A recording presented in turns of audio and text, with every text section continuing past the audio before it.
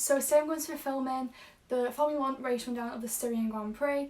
You just got to ignore that there's no pillowcase in my bed. My skin broke out, so just thought I'm going to wash my pillowcases. My bedding's always been washed. And my pillowcases have, but you've got to keep them washed every 2 to 3 days anyway, so I've done that. So I've printed off my little notes of what happened. So I'm just going to get straight into it and not ramble, because like last week there's a lot to talk about. I've got like 3 pages full to talk about. So the first one is qualifying, that's where we always start. Qualifying was delayed for an hour as it was very, very, very wet. The F3 race was actually cancelled, red flagged and stopped, and the F2 race was red flagged and stopped and restarted after an hour, so it was really, really wet. So a very, very wet qualifying separates the great from the good. So the great, I'd say the great are at the top 5 that can keep it on, and the rest are the good. So we've got Grosjean didn't even get out to start qualifying, and then he also had a penalty where he started in the pit lane. Antonio Giovinazzi, who crashed actually, they worked on his car under part firmware conditions, not because of the crash, because of something else, he changed something, so he started P19. Then we have Latifi started 18th, Perez in the Racing Point, he was really out of place, so yeah, he was really out of place in 17th, and Raikkonen was really out of place too, because I'd say he's one of the greats, but if you don't have the car then, you know, you can't expect to get there. Magnussen started 15th, then it was Kvyat, Stroll, and here's the big surprise of qualifying, Russell. Russell actually started and got through to Q2, which was mega, and I think he got through to, it was like so close to getting through to Q1, I think it was like by like 700ths, it was something mad like that. And then the other shocker who didn't get into Q1, this is a shocker for someone who didn't get into Q1, was Leclerc. This is the second week a Ferrari hasn't made it into Q1, sorry. Q3, oh my god. This is the second week a Ferrari hasn't made it into Q3, done. Oh, because sometimes I forget if it goes 1, 2, 3 or 3, 2, 1, but I'll just leave it, like the second time basically the Ferrari didn't go through, I'll leave it as that. Vettel was then P10, which again, that's a shocker. Then it was Ricciardo, Gasly, Albon, Norris, Ocon, Bottas, Sainz, Verstappen. Verstappen was blocked on his last fast lap by Seb, so Vettel, and caused Max to spin. He somehow kept it on the track in them conditions. It reminded me of Brazil 2016, if anyone knows that. Then we have Hamilton, who got pole. And that's where it shows that he's one of the great in the wet. He was 1.2 seconds faster than Max in P2, but again, Max didn't actually get his very, very fast lap in, so that could have been caused like that. Leclerc took a 3-place grid penalty blocking Kvyat, which put him down to 13th or 14th, so that put Russell up to 11th, so that was an exciting one. And then we'll go on to the race rundown. I'm trying to get it through really fast just because I do ramble on in these videos. So the race rundown, 16 drivers took the knee before the race. 4 didn't. The 4 that didn't was Max, Charles, Kimi and Daniel Kvyat. There was something about Kevin Magnussen too, but I don't want to say, I don't know if it's true or not. Apparently he didn't even go for the national anthem, he didn't go for the knee, he didn't do any of it. So I don't know, I'm just going 16-4. Okay. So yeah, that shocked me that apparently last week only 5 didn't take the knee, but I was sure it was 6 because I don't think Ocon took the knee last week either. But yeah, correct me if I'm wrong. Then we'll go on to the actual race. Both Ferraris were out within lap 1. So Leclerc was going for an overtake into turn 3, I think it was.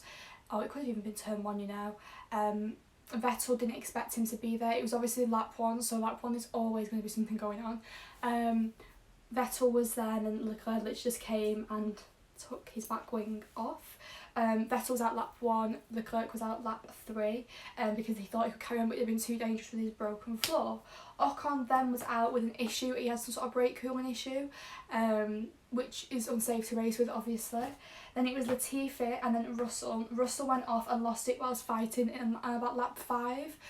He lost it with Kevin Magnussen. They were having a fight, well not literally a fight, but fighting on track position, and then he lost his place and dropped down. He finished obviously, and I've got to try and work this out, I think he finished like 15th, so the 2 Ferraris were out, they were like 19th, 20th, 18th, 17th, yeah 16th. Gasly then finished 15th, he had issues with his car, he put something out about the tyres or something with his car, he just had issues. Then it was Giovinazzi. Then Grosjean, Magnussen, Raikkonen. Raikkonen had a really good race and some really good fights in that race. Like I said, this race wasn't very interesting, like there wasn't really much going on, but there was a lot of good fights. So we had a safety car for the Vettel and the Leclerc incident, but apart from that there wasn't actually anything going on. But I've still got everything written down. So then we had Grosjean, Magnussen, Raikkonen, Kvyat, then Sainz finished 9th and he started 3rd, so that was quite a shock. Then it was Ricciardo, Stroll, Perez and Albon who finished 4th, were having a fight, and it was a bit like Hamilton and Albon last week, and luckily the person who came off wasn't Alex. No one really came off bad because obviously Perez still finishing the points, but he had a slight bit of damage. So on the last lap it was Stroll, Perez and Norris. Norris was 7th, then it was Perez was 5th and Stroll was 6th, and Norris went from 7th to 5th on literally the last corner. On that last corner I feel like he overtook Stroll, and then it was mad that last corner. Like, if you can go and watch the overtake of Lando Norris, it was amazing. So you had Stroll, Perez, Norris, then we had Albon in 4th, and then the top 3 were Verstappen, Bottas and Hamilton. Originally it was Hamilton, Verstappen, Bottas at one point, then Bottas just had more pace than the Red Bull, which is kind of expected, and Verstappen didn't actually, he fought for his place, like he fought Bottas with, like, he had a broken front wing, something went wrong with his front wing, and he also had really old tyres, and he was fighting for that place, and then he had enough time to pit for a fresh set of softs to try and go for the fastest lap, because there was like 40 seconds between him and Albon, so there was enough time to pit. Obviously he didn't get the fastest lap. I'm pretty sure Sainz got the fastest lap. Sainz or not, I'm pretty sure it was McLaren that got the fastest lap. So that is everything that happened in the race and the qualifying. After the race, Renault then lodged a protest against Racing Point for the legalities of the car. So basically everyone knows that the Racing Point is a pink Mercedes. The only difference is the rear wing is quite a bit bigger. That's the only difference between the cars, but this is about the rear brake ducts. Apparently it's literally just a carbon copy of the Mercedes. Like, if you put the blueprints on top of each other, it will be the same, and that's obviously not legal. Mercedes can't sell that to someone. It's a competitor, and Racing Point can't buy that off them without stating something that they've said they're taking inspiration from the car, but they're taking inspiration and they're literally copying brake ducts. So that will be investigated, and that might be next week's race rundown. I'm not actually sure when that's going to all come out, but when that all comes out I'll make sure to include it in the video, or just do a whole video dedicated to it where I write all my notes out and do a video dedicated to that.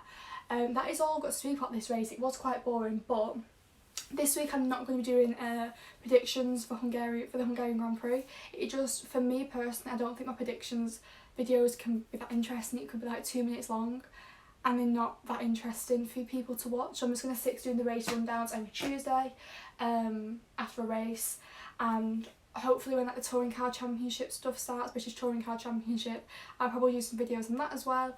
I'm hoping to get to one of the races if Corona lets me, fingers crossed. I want me and my mum are going to surprise my dad if we can. Yeah, but obviously that's just hoping all goes well with the virus. So yeah, I really hope you enjoy this video. If I do end up going to any races this year or next year, I'll make sure to make it into a vlog series. I'm hoping by this time next year I've sort of grown a lot and I've got more people following me, and then I can like create content for more people, which really makes me happy. I'm happy to like create content for like all 5 of you. But yeah, I really hope you enjoyed this video. If you did, please make sure to hit the thumbs up button. If you're new, make sure to subscribe, because I upload everything from beauty to Formula 1, fashion, hair, anything you can think of, I do a video on it. My main thing is Formula 1 and fashion. So yeah, I really hope you enjoyed this video. Thank you for watching. Make sure to hit the notification bell and leave me a comment. Follow me on my socials. Everything is at LilyMorris_1, double L for Lily. Thank you for watching. Bye.